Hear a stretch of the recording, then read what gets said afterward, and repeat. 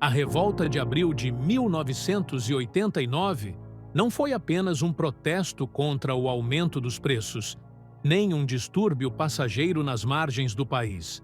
Foi, na verdade, um momento histórico de explosão de uma realidade marcada pela negação e marginalização, um reflexo fiel da fragilidade do contrato social imposto às regiões periféricas em nome da unidade nacional.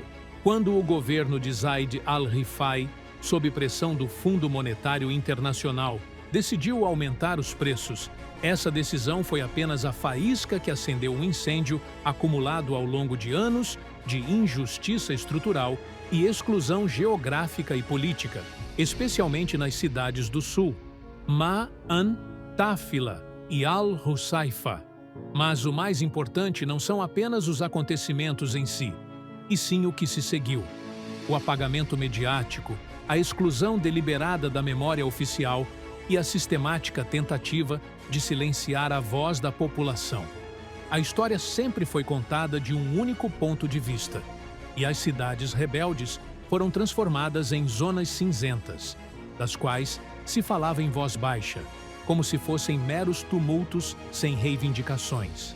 Neste vídeo, não nos limitaremos a recontar os eventos, mas mostraremos como o Estado tentou conter a memória através da repressão e como o Sul desafiou isso com fogo e palavras.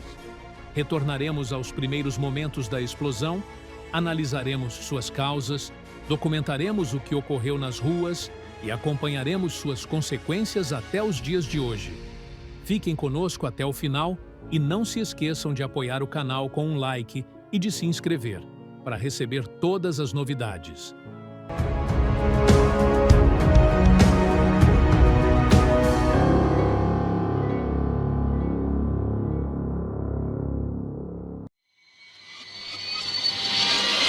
Durante a década de 1970, a Jordânia experimentou algo semelhante a um surto econômico aparente, sustentado pelas remessas dos trabalhadores jordanianos no Golfo e pela ajuda árabe, juntamente com uma expansão pouco planejada do endividamento externo.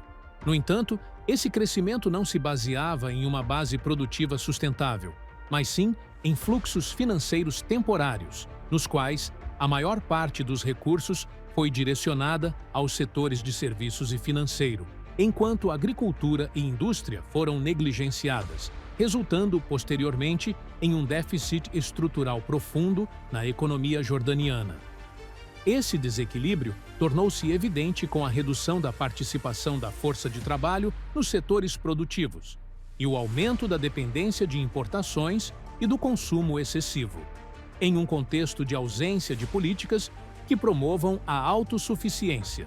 Enquanto isso, a capital, Amman, concentrava a maior parte das instituições do Estado, serviços e infraestrutura.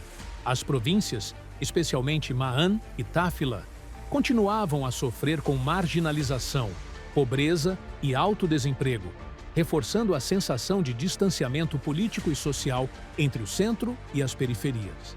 Essa disparidade de desenvolvimento criou algo semelhante a uma divisão dentro do Estado, onde o centro concentrava oportunidades e decisões econômicas, enquanto as regiões periféricas viviam sob pressão da inflação e queda do poder de compra. Os preços dos bens essenciais aumentaram rapidamente entre 1972 e 1985, corroendo a renda real das classes mais pobres, especialmente no sul do país. No final da década de 1980, com a intensificação da crise econômica e a redução da ajuda externa, o Estado recorreu à implementação das receitas de ajuste econômico impostas pelo Fundo Monetário Internacional. Sob a liderança do governo de Zaid al-Rifai, decidiu-se, em abril de 1989, aumentar os preços dos combustíveis e produtos essenciais em até 50%, incluindo gasolina, diesel, gás, alimentos e até taxas de licenciamento. Essa decisão representou a faísca real para a explosão de raiva popular em Ma'an, que posteriormente se estendeu a Tafila e Al-Husayfa. A faísca da Revolta de Abril de 1989 começou na cidade de Mahan, na manhã de 17 de abril, quando os motoristas de táxi fizeram uma greve em protesto contra a decisão do governo de aumentar os preços dos combustíveis sem reajustar as tarifas de transporte. O que começou como uma ação profissional limitada, rapidamente se transformou em uma revolta popular generalizada em Mahan, à medida que estudantes e cidadãos se juntaram aos protestos e multidões saíram às ruas em uma onda de raiva sem precedentes. Os confrontos evoluíram rapidamente. Os manifestantes se enfrentaram com as forças de segurança, viaturas policiais e postos de combustível foram incendiados, e houve registros de feridos e mortos em ambos os lados. Diante da expansão dos protestos e da incapacidade das forças de segurança de controlar a situação, o Estado recorreu ao Exército, que entrou na cidade em 21 de abril e impôs restrição total de circulação em Mahan. Segundo relatórios locais, mais de 500 pessoas foram presas, a maioria jovens, e transferidas para prisões fora da cidade, incluindo a notória prisão de Al-Jafr. Mahan não protestava apenas contra os preços. A cidade também expressava a rejeição do Sul à marginalização política e econômica, consolidando sua posição como um símbolo permanente da raiva popular.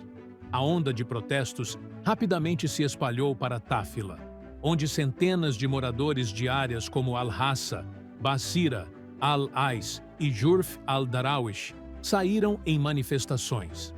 Apesar do caráter rural da província, a participação e a intensidade das manifestações em Táfila, em 1989, evidenciaram uma postura política clara contra as políticas do governo, especialmente contra os aumentos de preços e a continuação das leis de emergência. As autoridades agiram com rigor, registrando incêndios em prédios públicos, incluindo agências bancárias e escritórios do governo. Mas o que chamou atenção foi a emissão de declarações públicas por líderes tribais, especialmente da tribo Bani Sakher, exigindo claramente o fim das leis de emergência e a libertação dos detidos. Sindicatos, escritores e intelectuais também se uniram às mesmas demandas, conferindo ao movimento um caráter político e institucional, e não apenas uma reação econômica. Na cidade de Al-Husayfa, situada geograficamente entre Amman e Zarqa, ocorreram protestos silenciosos, porém intensos, simultâneos aos movimentos no sul. Apesar de Al-Husayfa, em 1989, não ter recebido cobertura midiática adequada, relatos locais mencionam confrontos com a polícia, perseguições em becos e prisões que afetaram dezenas, principalmente jovens. Por estar próxima ao centro, a cidade foi submetida a uma forte vigilância midiática e fotos ou imagens não foram divulgadas, nem seu nome foi mencionado nos comunicados oficiais. Ainda assim, aqueles que viveram os acontecimentos afirmam que a raiva estava presente e que a sensação de marginalização não era menor do que em outras províncias. A Revolta de Abril de 1989 levou a uma mudança política rápida e sem precedentes na estrutura do poder na Jordânia. Menos de uma semana após o início dos protestos, o rei Hussein foi forçado a aceitar a renúncia do governo de Zaid al-Rifai em 23 de abril de 1989, responsabilizando-o pela decisão de aumentar os preços e pelas políticas de empobrecimento.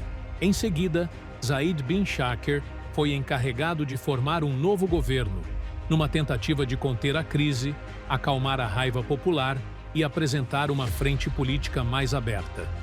No entanto, esse governo não durou muito, sendo sucedido posteriormente pelo governo de Mudar Badran, considerado um ponto de virada por permitir a entrada de islamitas no parlamento pela primeira vez em décadas, representando uma abertura limitada ao espectro político nacional. Em novembro do mesmo ano, foram realizadas as eleições parlamentares jordanianas, de 1989, as primeiras eleições livres desde 1967, marcando o início de um processo de transformação democrática na Jordânia. Essas eleições restituíram a vida parlamentar após um longo hiato e contaram com a participação de grupos que estavam marginalizados ou excluídos do cenário político, incluindo o movimento islâmico, que conquistou um número significativo de assentos. Apesar do peso simbólico dessa mudança, ela permaneceu frágil, pois não foi acompanhada de reformas econômicas e sociais estruturais. Ainda assim, essa fase representou um momento decisivo na relação entre o Estado e a população, mostrando pela primeira vez que a pressão popular podia impor mudanças reais no cenário político. Apesar de a revolta de abril de 1989 ter representado um momento decisivo na história política e social da Jordânia, o desempenho da mídia na época não conseguiu acompanhar a magnitude do evento. A cobertura oficial se limitou à transmissão de comunicados governamentais resumidos pela televisão jordaniana, sem qualquer documentação visual ou cobertura de campo real. Não houve fotos nem vídeos dos protestos que varreram as cidades do sul, especialmente Mahan e Tafila, e os jornais não dedicaram espaço para relatar os acontecimentos de campo, criando um vazio entre o que realmente acontecia nas ruas e o que o público conhecia. Esse apagamento midiático na Jordânia, seja deliberado ou resultado de restrições institucionais, contribuiu para apagar muitos detalhes do que ocorreu. Nenhum arquivo oficial com documentos da revolta de 1989 foi aberto, e os acontecimentos permaneceram registrados apenas na memória das testemunhas e em alguns relatos orais não sistematizados, dificultando posteriormente o acesso de pesquisadores a uma narrativa confiável de dentro do evento. Com o passar do tempo, vídeos começaram a vazar na internet e em redes sociais, registrando manifestações posteriores em Mahan e Tafilá, e confirmando a continuidade do movimento popular no sul. Esses vídeos funcionaram como uma referência visual alternativa ao arquivo oficial ausente e tornaram-se parte da memória popular de Mahan, documentando uma narrativa que não se queria que fosse contada. Apesar da limitação dessas iniciativas individuais, elas contribuem para preencher uma lacuna histórica grave e restaurar o valor daquilo que a mídia oficial tentou marginalizar. Com a contínua ausência de documentação institucional, permanece a responsabilidade ética e social de coletar e registrar os depoimentos de quem viveu os acontecimentos, sendo esta uma fonte indispensável para compreender os vídeos da revolta de Mahan e reescrever a narrativa do sul da Jordânia, longe das perspectivas centradas no poder. Embora a faísca imediata da revolta de abril de 1989 tenha sido a decisão de aumentar os preços dos combustíveis, o conteúdo real dos protestos era muito mais profundo do que uma simples rejeição econômica temporária. A revolta foi uma expressão clara de uma crise complexa que afetava a estrutura do sistema econômico, social e político da Jordânia e refletia o abismo crescente entre o centro e as periferias, entre as elites privilegiadas e as comunidades marginalizadas. O que chama a atenção nessa revolta é que a população, especialmente nas cidades do sul, como Mahan e Tafilá, não se limitou a pedir a redução dos preços, mas ergueu slogans de caráter político claro: derrubar o governo, responsabilizar os corruptos, abolir os estados de emergência e abrir espaço para partidos e atividade política organizada. Essas demandas refletiam uma mudança qualitativa na consciência cidadã, em que as pessoas começaram a associar pobreza e marginalização política à ausência de justiça e à deterioração das condições de vida. Ao contrário da narrativa oficial, que tentou enquadrar a revolta como meros distúrbios causados pelo aumento dos preços, os acontecimentos revelaram que as massas perceberam que as decisões econômicas não eram isoladas, mas parte de uma política econômica e social que reproduzia de forma sistemática desigualdade e exclusão. Por isso, a revolta, com suas demandas e slogans, representou um ponto de inflexão no discurso popular, marcando o início da formação de uma oposição social com reivindicações estruturais e não apenas circunstanciais. Naquela época também emergiu o que pode ser chamado de consciência regional de classe, em que as províncias do Sul expressaram seu repúdio ao que consideravam exploração política e econômica por parte do centro. Essa consciência fez com que a revolta ultrapassasse o simples protesto contra uma decisão econômica, transformando-se em um momento de resistência real contra um sistema administrativo centralizado e parcial. Assim, as causas da Revolta de Abril não se limitavam a condições de vida. Eram um bloqueio político e uma distribuição desigual de poder e riqueza dentro do Estado jordaniano. E após a faísca da Revolta de Abril de 1989 ter se apagado no plano político, suas causas não desapareceram no campo real, especialmente na cidade de Ma'an, que se tornou efetivamente um símbolo de resistência no sul da Jordânia. Em vez de transformar aquela revolta em um ponto de inflexão para tratar de forma radical as razões da ira popular, o Estado continuou a tratar a cidade como um problema de segurança, e não como parte do país que merecesse desenvolvimento, justiça e participação real. Em 1996, os protestos voltaram à tona após o governo anunciar um novo aumento no preço do pão, o que desencadeou uma série de confrontos violentos em Ma'an, cuja faísca se espalhou para outras províncias. Ficou claro que o que havia mudado desde 1989 era apenas a aparência, enquanto os problemas estruturais, como a ausência de desenvolvimento na Jordânia e a contínua marginalização do Sul, permaneciam sem solução. Embora o Estado tenha prometido medidas de alívio, essas promessas não se traduziram em políticas concretas no terreno. Em 2002, a situação explodiu novamente em Ma'an após perseguições de segurança a vários moradores da cidade por motivos criminais e políticos. O que começou como uma operação limitada transformou-se em confrontos militares em grande escala, com o exército usando força excessiva, impondo cerco à cidade e interrompendo serviços essenciais. Mais uma vez, o protesto foi tratado com a vara da segurança, sem revisão do contexto político e social que o produziu, aprofundando o sentimento de perseguição e marginalização dos moradores do Sul. Em 2011, com a onda da Primavera Árabe, Ma'an saiu às ruas em protestos, exigindo reformas, empregos e distribuição justa de riqueza, levantando slogans que ligavam a corrupção oficial à crise da pobreza no Sul.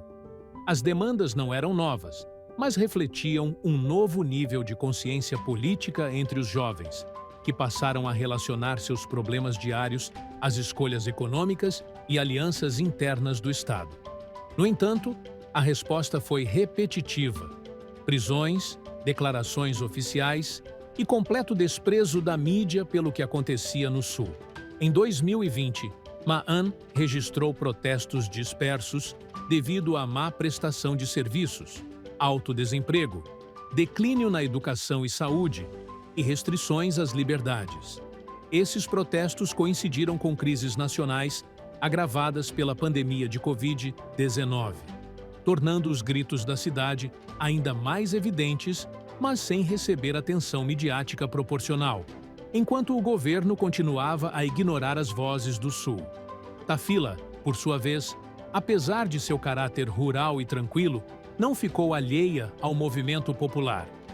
Além de sua participação na revolta de 1989, voltou às ruas em 2014 e 2023 em protestos em apoio a Gaza, levantando slogans que pediam dignidade, liberdade e solidariedade com as causas árabes.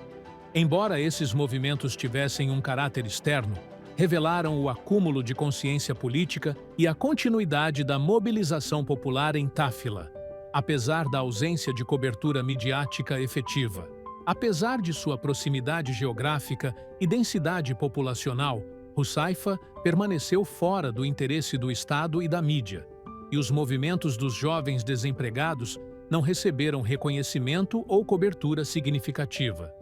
Essa marginalização reflete um padrão mais amplo, visível nos protestos do Sul, que não foram exceção, mas a continuação de um ciclo de protestos repetidos de 1996 a 2020, sem solução estrutural para emprego, infraestrutura e distribuição de recursos.